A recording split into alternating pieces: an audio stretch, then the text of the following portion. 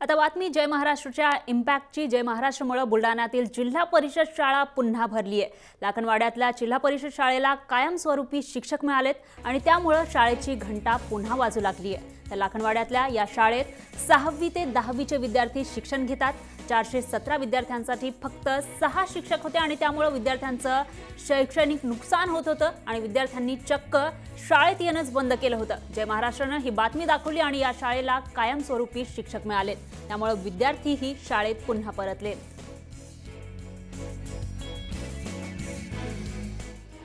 तिला आमच्या शाळेमध्ये तीन शिक्षक कमी होते आणि जय महाराष्ट्र न्यूज चॅनलमुळे आम्हाला ते शिक्षक आमच्या शाळेमध्ये आलेले आहेत।